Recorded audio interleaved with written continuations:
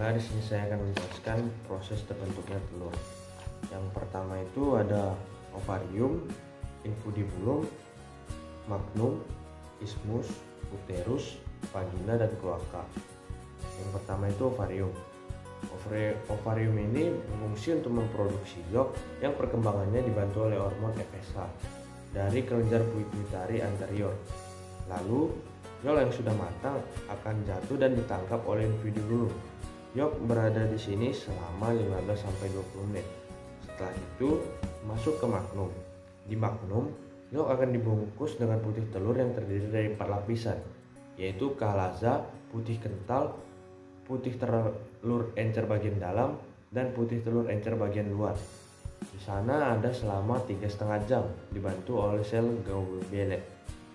Lalu masuk ke isthmus. Di isthmus ini terjadi sekresi selaput telur selama 1,5 jam. Kemudian masuk ke uterus. Di uterus ini terjadi 2 fenomena, yaitu dehidrasi putih telur, kemudian terbentuk kerabang telur. Telur akan tinggal di sini selama 18-21 jam. Lalu masuk ke vagina. Di vagina ini kutikula ditimbun pada kerambang untuk mengisi sebagian pori-pori kerambang selama beberapa menit. Kemudian yang terakhir itu merupakan kloaka. Kloaka ini merupakan tempat keluarnya telur. Yang total terbentuknya telur sebutir telur dari semua ini adalah 25-26 jam. Kemudian saya akan menjelaskan sintesis yolk. Yang pertama itu sintesis yolk terjadi pada hati.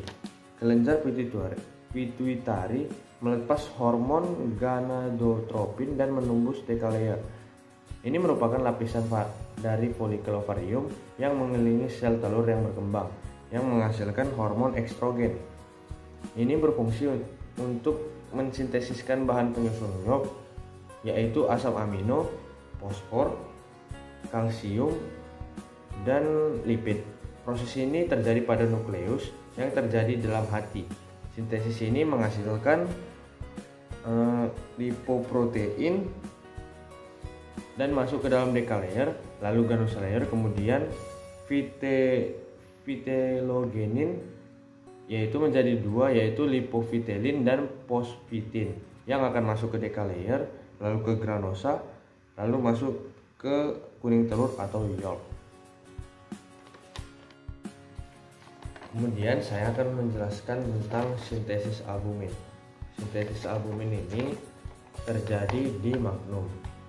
Protein albumin itu terdiri dari ovalbumin, konalamin, ovomucin, ovoglobulin, lisomi, alfa beta omusumin, dan protein level kecil yaitu ada avidin, flavoprotein, ovoglobulin yang disekresikan di kerontor. Lalu di sel albumin ini akan diatur oleh molekul hormon estrogen atau larut lemak melewati membran sel dan diikat oleh kompleks reseptor estrogen yang tidak aktif, lalu menjadi kompleks reseptor estrogen yang aktif.